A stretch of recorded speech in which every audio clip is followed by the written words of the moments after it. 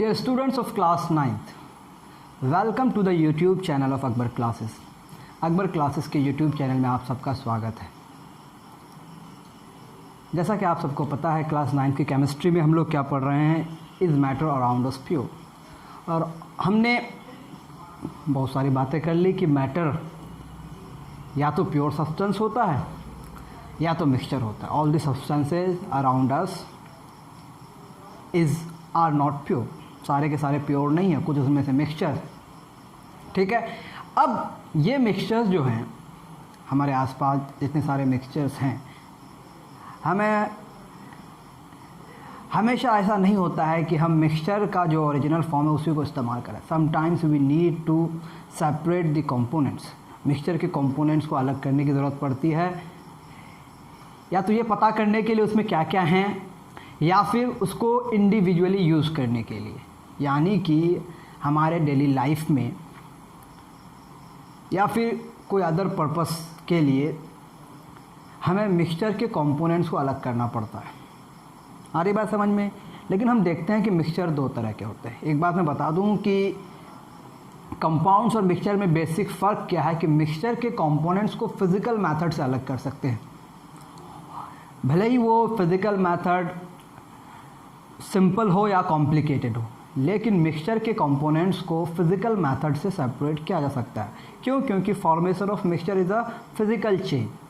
लेकिन कंपाउंड के constituent elements को सेपरेट करने के लिए कोई भी फिज़िकल मेथड काम नहीं आएगा, वहाँ पर केमिकल प्रोसेस करना पड़ता है। यानी कि किसी कंपाउंड के कॉन्स्टिट्यूएंट एलिमेंट्स को अलग करने के लिए, to separate the constituent elements of a compound, you need to do a chemical separation method, that is you need to do a chemical change। chemical change का होना ज़रूरी है। लेकिन किसी मिक्सचर के डिफरेंट कंपोनेंट्स को अलग करने के लिए केमिकल चेंज होने की ज़रूरत नहीं है। अब बात आती है कि मिक्सचर्स तो हमारे पास दो तरह के हैं, homogeneous mixture and heterogeneous mixture. Heterogeneous mixture अगर आप देखें, ऑब्जर्व करेंगे, फॉर एग्जांपल आपके पास पानी है, पानी में कीचड़ मिल गया। इसको अलग करने के लिए क्या करेंगे आप पानी को, यानी वाटर जिसमें मड है, कीचड़ है, इसको कुछ देर छोड़ देंगे, धीरे धीरे पार्टिकल्स जो होंगे वो सेटल डाउन हो जाएंगे। तो बहुत सिंपल फिजिकल प्रोसेस है, वो सेटल डाउन हो जाएगा। This is called sedimentation. फिर पानी को दूसरे कंटेनर में आप पॉर कर लेंगे, दिस इज़ कॉल्ड डेकेंटेशन। अगर उसमें और गंदगी रह जाती है तो आप फिल्टर कर लेते हैं। तो इस तरह के कुछ मेथड्स आपने बेसिक क्लासेस में पढ़े हैं, यानी कि आपको सेपरेशन के आइडियाज़ बेसिक क्लासेस से ही डेवलप होना शुरू हो गया। आई थिंक कि क्लास 6 से ही डेवलप होना शुरू हो गया कि मिक्सचर के कंपोनेंट्स को अलग करने की ज़रूरत पड़ती है, sometimes for the sake of purification, to remove the undesired substance, sometimes when you want to use things separately. ठीक है, sometimes you want to study things separately, यानी कि स्टडी पर्पस से भी अलग किया जा सकता है, या फिर यूज़ पर्पस से। ठीक है, कि उसको अलग अलग करके इस्तेमाल करने के पर्पस से भी उसको सेपरेट किया जा सकता है, या फिर कुछ हार्मफुल सब्सटेंसेस को, अनडिजायर्ड सब्सटेंसेस को अलग करने के लिए भी सेपरेशन के मेथड्स होते हैं। अगर आपके पास हेट्रोजेनस मिक्सचर है तो you apply very simple physical process to separate them. जैसा कि अभी हमने देखा, फिल्ट्रेशन है, डेकेंटेशन है, सेडिमेंटेशन है। इसी तरह से आपके घर में चीनी में 1-2 चावल के दाने आ गए, ठीक है, शुगर है, शुगर में 2-3 दाल के दाने आ गए, तो आप क्या करेंगे? सिंपली आप हैंड पिक कर लेंगे।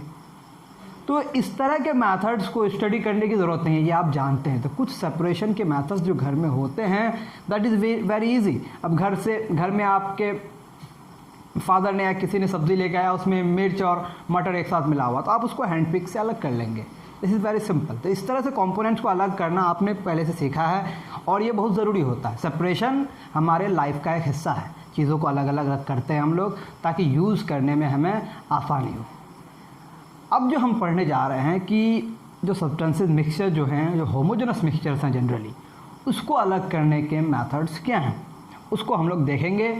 और हालांकि इसको अलग अलग टॉपिक पढ़ा जा सकता है, लेकिन एनसीईआरटी ने इसको अलग अलग एग्जाम्पल लेके समझाया है कि इस पर्टिकुलर मिक्सचर को किस तरह से अलग किया जा सकता है। सबसे पहले आप टॉपिक लिख लें कि separating the components of mixture, या फिर यही लिखते हैं अभी,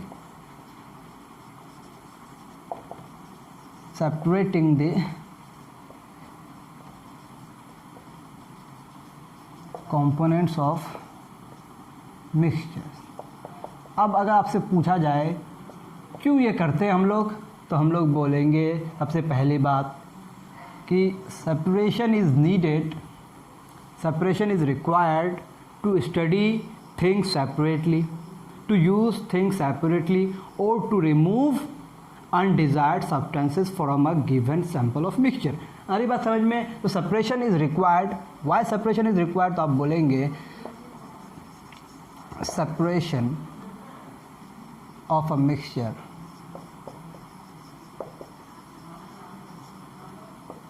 is required because required for following reasons। चलिए थोड़ा हम लोग अच्छा से लिख रहे हैं। Number 1, to study the different components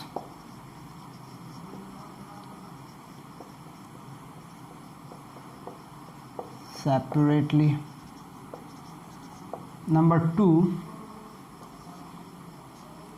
to use the different components separately। Number 3, to remove any of the undesired substance from a given mixture। ठीक है, इसका एग्जांपल आप बोल सकते हैं प्यूरिफिकेशन ऑफ वाटर। ठीक है, घर में आटा लाते हैं, आटा से आप उसमें जो कुछ सॉलिड्स टाइप से बच जाते हैं उसको अलग करते हैं। अभी बड़े बड़े दाने को जो क्रश नहीं होता है, जो अच्छा से ग्राइंड नहीं होते हैं, उसको अलग करते हैं। तो अनडिज़ायर्ड सब्सटेंसेस, समटाइम्स ये अनडिज़ायर्ड सब्सटेंस इम्प्योरिटीज होती है या फिर कभी आपकी ज़रूरत की नहीं होती है। ठीक है, तो ये सारे कंडीशंस हैं सेपरेशन के लिए। अब सेपरेशन जब प्रोसेस हम लोग अप्लाई करेंगे, the process of separation depends on the properties of the individual components. जिस तरह के कंपोनेंट्स होंगे उसी तरह का प्रोसेस हम लोग अप्लाई करेंगे। आ रही बात समझ में? यानी कि मिक्सचर के जो कंपोनेंट्स है, कंपोनेंट्स के नेचर पे डिपेंड करता है, किस तरह का उसका नेचर है। आ रही बात समझ में? उसकी डेंसिटी कैसी है, उसकी सॉल्युबिलिटी कैसी है, वोलाटाइल है, नॉन वोलाटाइल है। आ रही बात समझ में? तो सीधा साधा मतलब क्या है कि सेपरेशन प्रोसेस जो है depends, separation process depends on the nature, properties, physical और केमिकल, वॉट एवर यू से, प्रॉपर्टीज जितने सारे होंगे उसके नेचर पे डिपेंड करेगा, उसके प्रॉपर्टीज़ पे डिपेंड करेगा different physical method, different separation process. यानी कि आप कह सकते हैं separation process depends on, separation process depends on the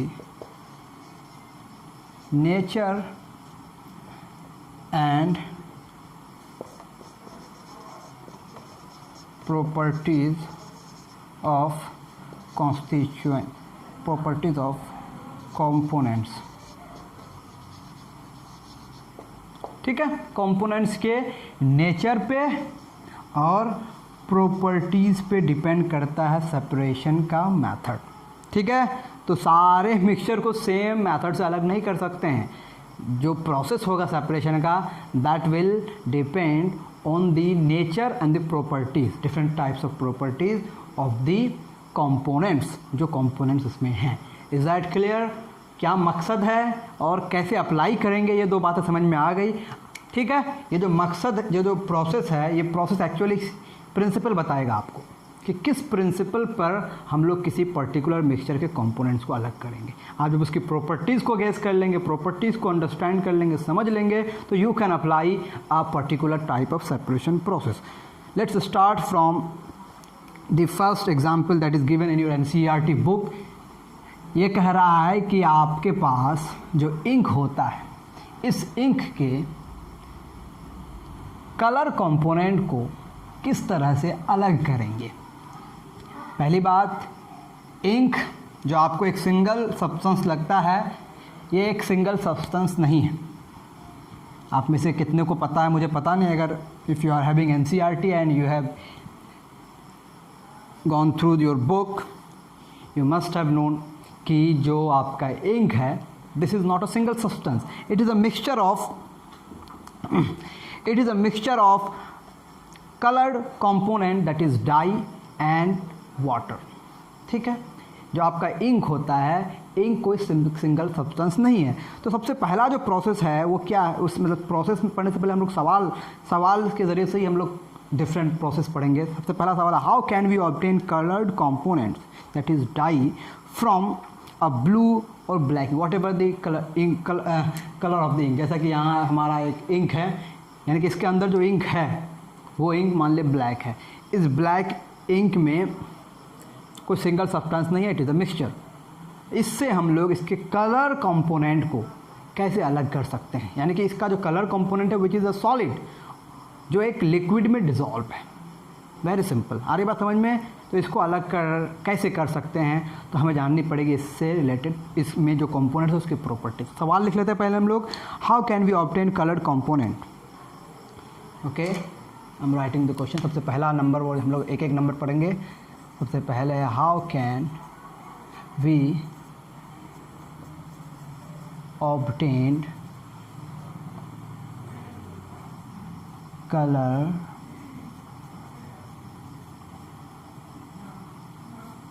component. Coloured component को कहा जाता है डाई, यानी कि किसी इंक में जो कलर्ड कंपोनेंट होता है वो है डाई। ठीक है, फ्रॉम a blue और ब्लैक इंक। ठीक है मेरे भाई, ये एक आपका सवाल है। अब इसी के पीछे हम लोग जवाब ढूंढने कैसे अलग करेंगे। सबसे पहली बात कि coloured ink is not a single substance. Ink is not a single substance, ink is a mixture of dye and water. एक बात तो पता चल गई हमको कि जो हमारा इंक है आइदर ब्लू और ब्लैक, इससे हमको पहले लिख देना है कि इंक जो है हमारा, ink is a mixture of dye and water. अब वाटर जो हमारा है ये आपका किस नेचर का है, ये है वोलाटाइल। ठीक है, और आपका डाई वोलाटाइल नहीं है, this is your non volatile. Non volatile. अब what is volatile and what is non volatile. Volatile ऐसे सब्सटेंस को कहते हैं which can go to the gaseous state. ठीक है, can go to the gaseous state. अब नॉन वोलाटाइल उसके opposite बात हो गई कि can not go to the gaseous state. अब आप समझ गए होंगे कि इंक को कैसे सेपरेट करेंगे। वाटर से डाई को अलग करने के लिए क्या करेंगे, जो वोलाटाइल है वो गैसियस स्टेट में कन्वर्ट हो सकता है if you heat the mixture. तो आप इस मिक्सचर को हीट कैसे करेंगे, दिस इज़ वेरी इंपॉर्टेंट। क्या सिंपली आप किसी कंटेनर में रख के हीट कर देंगे, नहीं। इसके लिए आपके बुक में एक प्रोसेस दिया है। उन्होंने कहा है कि आप इसको किसी वॉच ग्लास में इंक को लेंगे, particular amount of ink in a watch glass. ठीक है, अब इस वॉच ग्लास को डायरेक्टली हम लोग हीट नहीं देंगे। ठीक है, डायरेक्टली हीट देने से आपका जो डाई है ये डाई चार्ड में कन्वर्ट हो जाएगा। इट कैन बी चार्ड, मतलब ये जल के उसमें चिपक सकता है। इसीलिए प्रोसेस कैसे करते हैं हम लोग वाटर को एक कंटेनर में, फॉर एग्जांपल एक बीकर लिए। ठीक है, चलिए हम थोड़ा डायग्राम में नहीं समझाते। ये आपका एक बीकर है, इस बीकर में आपने एक वॉच ग्लास लिया, इसमें आपका इंक है। इस बीकर में पानी है, इस पानी को आप हीट कर रहे हैं। इस पानी के हीट से वेपर में कन्वर्ट होगा। इस वेपर का जो हीट है इस वॉच ग्लास में ट्रांसफ़र होगा। इस वॉच ग्लास के हीट से यहाँ वाला जो वाटर है ये इवापोरेट होना शुरू हो जाएगा और आपके इस वॉच ग्लास में नॉन वोलाटाइल सब्सटेंस डाई बच जाएगा। यानी कि mixture of dye and water which is called ink, यानी कि the dye from its ink can be separated by what process, this is evaporation. कौन सा प्रोसेस हो रहा है यहाँ पर, इवापोरेशन। अब इवापोरेशन कब अप्लाई करेंगे, when one of the component is volatile and another component is non-volatile. If both the component is volatile, this method of separation, that is evaporation, cannot be applied. Evaporation can be applied to a mixture when one of the component is volatile and another component is non-volatile, and you are required only one of the component, that is non-volatile substance. It means आपको सिर्फ non volatile चाहिए, volatile की आपको ज़रूरत नहीं है, तभी evaporation apply कर सकते हैं। क्यों? क्योंकि इवापोरेशन के बाद जो वोलाटाइल सब्सटेंस है फुर हो जाएगा, वो गायब। समझ में आ रही बात? वो वेपर में कन्वर्ट होकर चला गया एटमॉस्फेयर में। इसका मतलब आपको उस वोलाटाइल सब्सटेंस की ज़रूरत और नहीं है। तो इवापोरेशन कब अप्लाई होगा? Evaporation is applied when one of the component is volatile and another component is non-volatile and you are required only the non-volatile substance। समझ में आ रही बात? तो इवापोरेशन हम लोग अप्लाई करेंगे। तो इसके लिए हम लोग कौन सा मेथड हमें मिला? इवापोरेशन। ठीक है, इंक को डाई से अलग करने के लिए कौन सा मेथड लगाएंगे? इवापोरेशन। अब इवापोरेशन आप सबको पता है कि इवापोरेशन कहते किसे हैं, कब अप्लाई करेंगे? Is applied only when one of the component is volatile and another one is non-volatile, and you are required only non volatile. ठीक है, आपको सिर्फ नॉन वोलाटाइल की ज़रूरत हो तभी आप इवापोरेशन लगा सकते हैं। तो the dye and water from the ink can be separated by the process of evaporation. आपको प्रिंसिपल यानी कि सिद्धांत समझ में आ रहा है कि एक वोलाटाइल है, दूसरा नॉन वोलाटाइल है। तो this was the first method of separation. आपकी बुक में भी लिखा है कि ink is a mixture of dye and water, thus we can separate the volatile component solvent from its non-volatile solute by the method of evaporation. So evaporation is applied only when one of the component is volatile and another one is non-volatile, and you are required only non-volatile one. This is the very basic separation process. Now what is the next one? Next क्या है? Next जो है ये बहुत ही important है, ये आपके घर में भी अप्लाई होता है ये सेपरेशन प्रोसेस, कि जो आपका दूध है, मिल्क है, इससे क्रीम को कैसे अलग करेंगे। हालांकि ये बहुत बड़ा इंडस्ट्रियल प्रोसेस है, इंडस्ट्रियल मेथड है मिल्क से क्रीम को अलग करना। आप मार्केट में देखते होंगे कि कुछ ऐसे पैकेट्स होते हैं दूध के जिसमें फुल क्रीम होता है, किसी में कम क्रीम होता है, किसी में क्रीम होता ही नहीं है। तो ये क्रीम को हटाया कैसे जाता है, यानी कि क्रीम को मिल्क से सेपरेट कैसे किया जाता है। बहुत लोग आप में से बहुत लोग जानते होंगे कि क्या प्रोसेस है, बहुत लोग नहीं भी जानते होंगे। तो देखते हैं, पहले लिख लेते हैं हम लोग टॉपिक, फिर हम बताते हैं कि वो प्रोसेस क्या है और कब कब हम लोग अप्लाई करेंगे, क्या कंडीशन होगा जब वो प्रोसेस हम लोग अप्लाई करेंगे। तो इसी तरह आप भी लिखें। प्रोसेस जो है ये आप लोग किताब देख के लिख सकते हैं कि प्रोसेस ऑफ इवापोरेशन जो है इंक के लिए कैसे हम लोग अप्लाई करेंगे। मैं प्रोसेस नहीं लिख रहा हूँ, स्टेप नहीं लिख रहा हूँ। प्रोसेस के अंदर जो स्टेप्स होते हैं वो कैसे किए जाते हैं वो आप खुद बुक की मदद से लिख सकते हैं। मैं बस मोटी मोटी जो बातें हैं उसके अंदर वो मैं बता रहा हूँ, कॉन्सेप्ट बता रहा हूँ। वो इसमें जो स्टेप्स हैं one by one with schematic figure वो आप खुद देखेंगे। ठीक है, चलिए। How can we separate cream from milk, यानी कि दूसरा सेपरेशन हमारा है दूध का। ये बहुत ही प्रैक्टिकल, इतने सारे सेपरेशन प्रोसेस है एनसीईआरटी में। All the separation process are very very practical. How can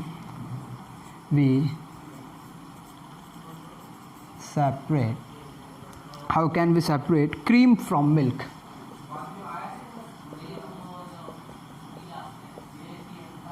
cream from milk. ठीक है, देखते हैं मिल्क से क्रीम को कैसे अलग करेंगे। आपके पास किस किस तरह के वैरायटीज़ ऑफ पॉलीपैक्स होते हैं, टेट्रापैक्स होते हैं मिल्क का, फुल क्रीम होता है, टोन्ड होता है, डबल टोन्ड होता है ना। मिल्क में जो वैरायटी है मार्केट में, मिल्क की वैरायटी, फुल क्रीम। तो आप इसको जान सकते हैं कि फुल क्रीम किसे कहते हैं, टोन्ड किसे कहते हैं, डबल टोन्ड किसे कहते हैं, ये आप जानें। इन सब बातों को आप जानने की कोशिश करें। मैं अभी इस क्लास में डिस्कस नहीं करूँगा कि फुल क्रीम आपको समझ में आ रहा होगा, टोन, डबल टोन, ये मिल्क क्या है। किसी किसी कंटेनर आप जब पढ़ेंगे तो उसमें लिखा हुआ रहता है कि double tone milk, toned milk, ये है क्या, ठीक है। अब आप जानते होंगे क्रीम जो है मिल्क में एक तरह के सॉलिड पार्टिकल्स की तरह बिहेव करता है, ठीक है।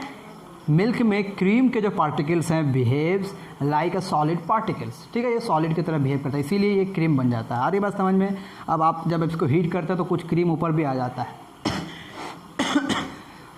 आप इसको ऑब्जर्व भी कर सकते हैं। तो ये सॉलिड पार्टिकल्स होते हैं विच आर जनरली हैवी, ठीक है। अब आपके एक मिक्सचर में कुछ पार्टिकल्स हैवी अगर हो, ठीक है, हैवी पार्टिकल्स को अलग कैसे किया जाएगा।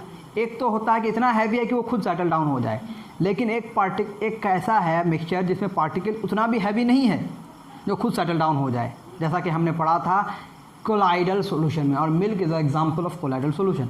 इस कोलाइडल सॉल्यूशन में जो क्रीम के पार्टिकल्स हैं वो सॉलिड की तरह बिहेव कर रहे हैं, and these particles are not capable of being settle down, वो खुद सेटल डाउन नहीं हो सकता है। इसका मतलब you have to apply some external force to settle down. तो कैसे आप सेटल करेंगे, तो इसके लिए मिल्क को एक मशीन में रोटेट किया जाता है एट वेरी हाई स्पीड, ठीक है। और इसी रोटेशन को हम लोग बोलते हैं सेंट्रीफ्यूगेशन, यानी कि किसी मिक्सचर को घुमाना, रोटेट करना, so that the heavier particles can be forced to settle down at the bottom। है जो heavier particles होते हैं वो settle down हो जाएगा, उस रोटेशन की वजह से heavier particle settle down हो जाएगा। आ रही बात समझ में। कब अप्लाई करेंगे, जब पार्टिकल्स हैवी हैं but particles are not able to settle down itself, इसीलिए आपको एक मैकेनिकल फोर्स लगाना पड़ता है उन पार्टिकल्स को सेटल डाउन होने के लिए। और सेम कंडीशन अप्लाई होता है मिल्क और क्रीम, मिल्क में क्रीम को अलग करने के लिए। जिस मशीन में इसको किया जाता है उस मशीन का नाम होता है सेंट्रीफ्यूजिंग मशीन, या फिर इसको कुछ लोग कहते हैं centrifugal machine. This machine is called centrifuging machine. क्या बोला जाता है, यानी कि एक मशीन आपका होगा जिसका नाम होगा सेंट्रीफ्यूजिंग मशीन। इस सेंट्रीफ्यूजिंग मशीन में क्या होगा, सेंट्रीफ्यूगेशन होगा, सेंट्रीफ्यूगेशन। सेंट्रीफ्यूगेशन टर्म आपको समझ में आए अगर आप लोग एक फोर्स का नाम सुने होंगे, सेंट्रीफ्यूगल फोर्स। एक होता सेंट्रीपिटल फोर्स, एक होता सेंट्रीफ्यूगल फोर्स, ठीक है। जो जब कोई बॉडी किसी सर्कुलर पाथ में रोटेट करती है तो वो सेंटर की तरफ अट्रैक्ट होती है, दिस इज सेंट्रीपिटल फोर्स, ठीक है, सेंटर की तरफ। लेकिन सेंटर से जो दूर भागने वाला फोर्स होता है, जो एक स्यूडो फोर्स होता है, and that very force is centrifugal force. तो क्योंकि यहाँ पर सेंट्रीफ्यूगल फोर्स अप्लाई होता है, particles are force to settle down at the bottom, centrifugal force की वजह से जब वो रोटेशन होता है। आ रही बात समझ में। इसीलिए इस प्रोसेस का नाम है सेंट्रीफ्यूगेशन। इसको एक स्पेशल मशीन में कैरी आउट किया जाता है जिसका नाम है सेंट्रीफ्यूजिंग मशीन, या फिर सेंट्रीफ्यूगल मशीन भी इसको कहा जाता है। इसमें अब होता क्या है, in this process the denser particles are forced to the bottom and the lighter particles stay at the top when spun rapidly. किसको स्पन करते हैं हम लोग, सेंट्रीफ्यूजिंग मशीन को। मशीन को डायरेक्ट नहीं घुमाते, मशीन के अंदर एक ऐसा पार्ट होता है जो रोटेट करता है और जो उस मिक्सचर को रोटेट कराता है। क्या प्रोसेस होगा सेंट्रीफ्यूगेशन में, होगा क्या सेंट्रीफ्यूगेशन में, इन this process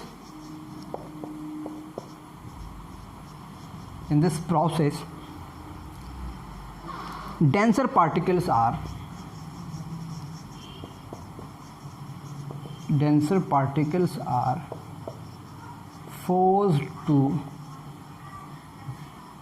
the force to the bottom.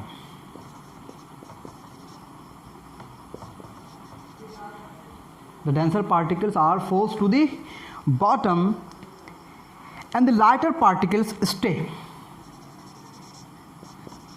And the lighter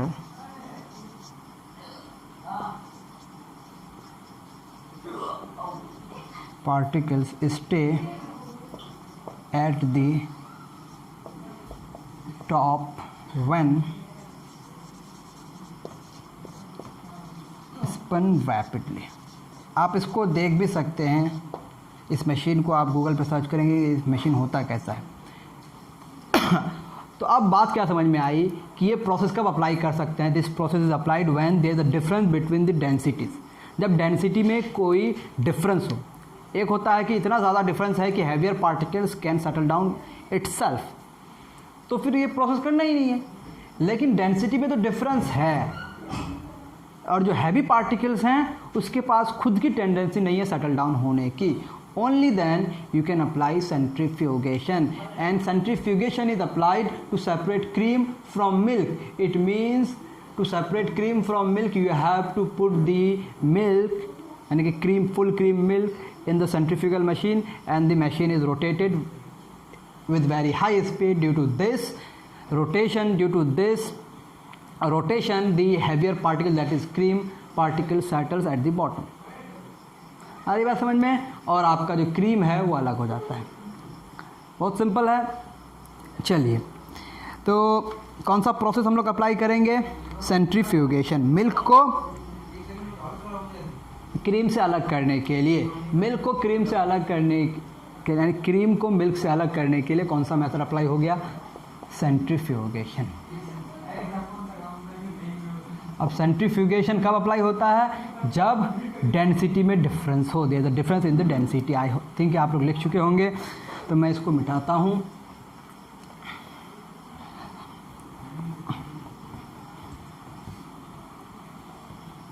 centrifugation, ठीक है, is applied when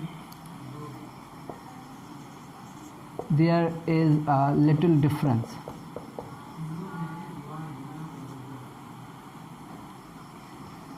in the densities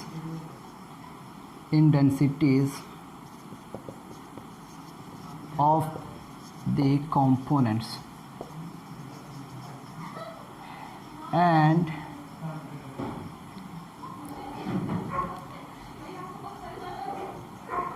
heavier particles cannot settle down itself।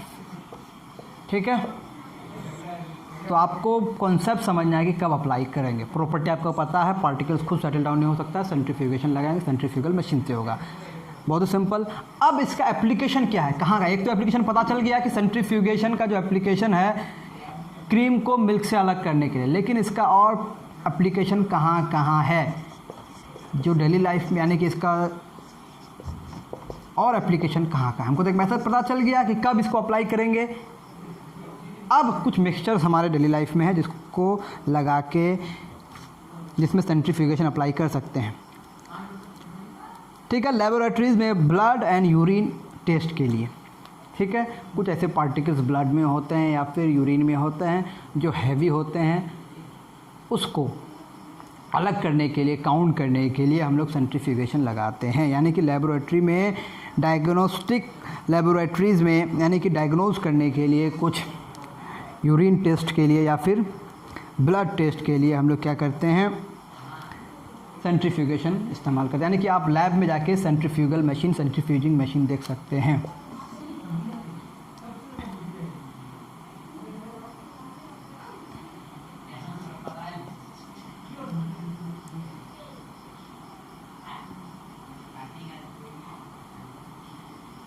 Application क्या क्या होगा, क्या क्या लिखेंगे, लिखें किस तरह से हम लोग?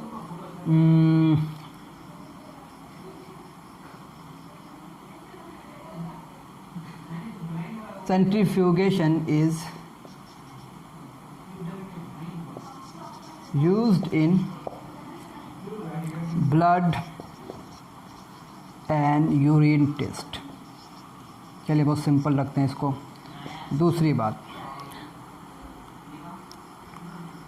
बटर फ्रॉम क्रीम, अभी भी हम लोग पढ़ लिए क्रीम और बटर को अलग करने के लिए मिल्क से। उसके बाद washing machine to squeeze out water from wet cloth. अच्छा, ये बहुत ही इंपॉर्टेंट बात है कि वॉशिंग मशीन में जो वेट क्लोथ होता है उससे कपड़ा को, उससे पानी को बाहर निकालने के लिए भी सेंट्रीफ्यूगेशन होता है। वॉशिंग मशीन में आप देखते हैं कपड़ा को रोटेट किया जाता है हाई स्पीड में, तो वहाँ भी यही मेथड हो रहा है। तो क्या लिखेंगे भाई, used in washing machine, used in washing machine to squeeze out water from wet clothes। ठीक है, और आपको तो एक पढ़ लिया कि क्रीम को मिल्क से अलग करने के लिए। तो ये हमारे मेथड थे।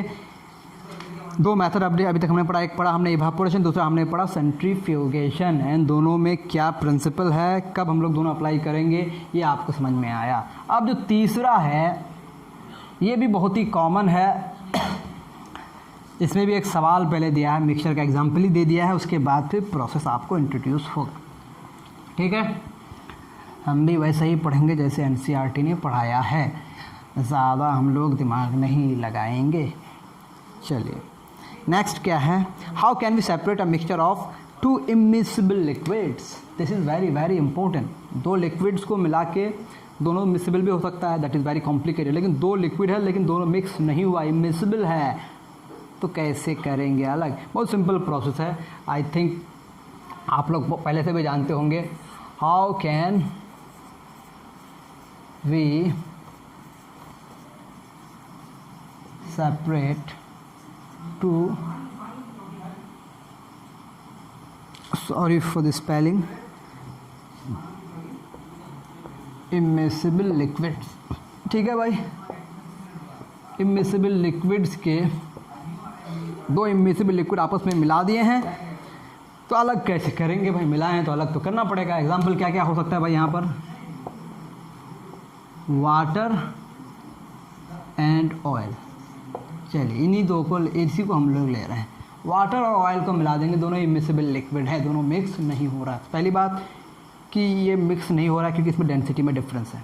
ठीक है, क्या क्या इसमें प्रॉपर्टी आप देखेंगे, डेंसिटी में डिफरेंस है और इमिसिबल है, सॉल्युबिलिटी एक दूसरे में सॉल्युबल नहीं है। ठीक है, there is a difference in density.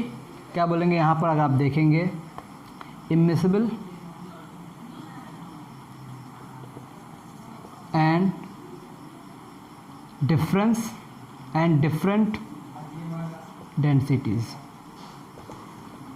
भी अलग अलग है और इमिसिबल है। तो इसको पहले एक ऐसे कंटेनर में रखना पड़ेगा जिसमें डेंसिटी में डिफरेंस होने की वजह से, पहले तो इमिसिबल है तो मिक्स हुआ ही नहीं, अब डेंसिटी में डिफरेंस होने की वजह से वो दोनों अलग अलग लेयर बनाए।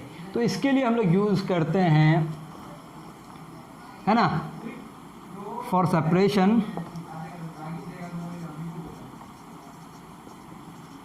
वी यूज़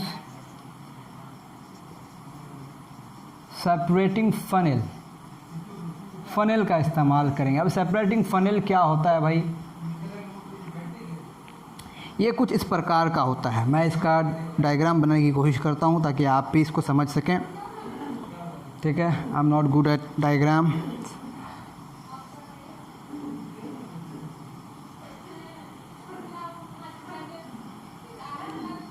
ठीक है, ये आपका मैं सेपरेटिंग फनेल बनाने की कोशिश किया। अब यहाँ एक इसमें stop cork,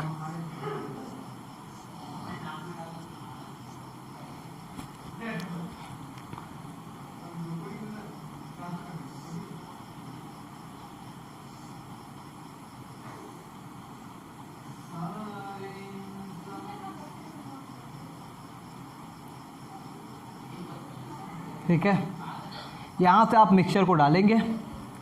for example water और ऑयल है, वाटर और ऑयल में किसकी डेंसिटी ज़्यादा है, आप जानते हैं कि इसकी डेंसिटी ज़्यादा है, मोर, इसकी डेंसिटी लेस। डेंसिटी की बात करें हम लोग, water has more density and oil has less density, यानी कि density of water is more than the density of oil. जो इस मिक्सचर को यहाँ डालेंगे, जो बॉटम लेयर है ये लेयर हो जाएगा वाटर का, और जो टॉप लेयर है, मान लेते हैं इस तरह से दिखा रहे हैं, ये टॉप लेयर जो है ये लेयर हो गया ऑयल का। क्यों? क्योंकि जिसकी डेंसिटी ज़्यादा है वो हैवी है, वो नीचे चला जाएगा। अब ये आपका क्या है? स्टॉप कॉर्क है, स्टॉप कॉर्क। स्टॉप कॉर्क क्या करेगा? मिक्सचर को अभी रोके रखा है, जो इसको ओपन करेंगे आप, ये मिक्सचर नीचे जाना शुरू हो जाएगा। जो ही ये लेयर यहाँ तक आएगा, आप इसको फिर से स्टॉप कर देंगे, और ऑयल अलग, वाटर अलग। इस तरह से हम लोग कहते हैं कि सेपरेटिंग फनल में इस मिक्सचर को डालेंगे, इसको अलग कर लेंगे। तो यहाँ पर बेसिकली हो क्या रहा है कि आप किसी एक को जाने दे रहे हैं, दूसरे को जाने नहीं दे रहे, रोक रहे हैं। पहले वो अलग हो गया, दो अलग अलग लेयर्स बन गए। The mixture is taken in a separating funnel, then left for some time. Due to this, the heavier component, that is water, is making the bottom layer and the oil is making the top layer. Now both the components are distinct, है ना, अलग अलग हो गया। Now the stop cork is opened so that the water can pass through it, and as the water finishes, you again stop the stop cork, and the remaining component, that is oil, remains in the container. इस तरह से water अलग और oil अलग, यानी कि separating funnel से आप दो इमिसिबल लिक्विड के मिक्सचर को अलग कर सकते हैं। आई होप आपको समझ में आया होगा।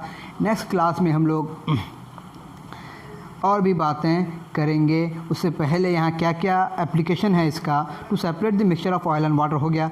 इन the extraction of iron from its ore, application देख लेते हैं हम लोग। सेपरेटिंग फनल का इसका एप्लीकेशन देख लेते हैं हम लोग। और एप्लीकेशन क्या है? एक तो हम लोग पढ़ लिए कि वाटर को ऑयल से, ठीक है। दूसरा क्या है? In the extraction of iron from its ore. चलिए लिख लेते हैं, in the extraction of iron from its ore, ठीक है। और भी एप्लीकेशन, यानी कि मेटालर्जी। आप जान लें कि जितने सारे एलिमेंट्स हैं, सारे एलिमेंट्स प्योर फॉर्म में नेचर में एग्जिस्ट नहीं करते हैं। Some of them are present in combined state. तो उसको कंबाइंड स्टेट से उसको अलग करने के लिए, यानी कि जो कंबाइंड स्टेट होता है, यानी कि वो होता है ओर। उस ओर से आयरन को जब अलग करते हैं तो उसमें कुछ इम्प्योरिटीज़ होती है, जिसको हम लोग कहते हैं स्लैग। और इस स्लैग को रिमूव करने के लिए हमें इसको मिक्स करना पड़ता है, यानी कि इसको हम लोग डालते हैं किसमें? सेपरेटिंग फनल में, उसके मिक्सचर को। और जो स्लैग है, वो इम्प्योरिटीज़ है, वो टॉप में आ जाता है और आयरन पार्टिकल धीरे धीरे सेटल डाउन हो जाता है। आ रही बात समझ में? यानी कि मेटालर्जी प्रोसेस में जब आप पढ़ेंगे मेटालर्जी क्लास 10th में, उसमें आपको ये डिटेल समझ में आएगा। और मेटालर्जी में सेपरेशन प्रोसेस का बहुत ज़्यादा इम्पोर्टेंस है। तो आप जान लें अभी कि बस एक्सट्रैक्शन प्रोसेस में आयरन को उसके स्लैग से अलग किया जाता है। स्लैग जो लाइटर होता है, हल्का होता है, वो टॉप लेयर बनाता है और आयरन पार्टिकल बॉटम में चला जाता है, और उसको फिर अलग कर लेते हैं इसी मेथड से। यानी कि यही प्रिंसिपल अप्लाई होता है वहाँ पर भी। तो आई होप कि आपको समझ में आ गई होगी ये सारी बातें। और क्लास ज़्यादा लंबा होने से बोर हो जाता है, इसीलिए आज ही फिनिश करते हैं। Thank you very much for joining us.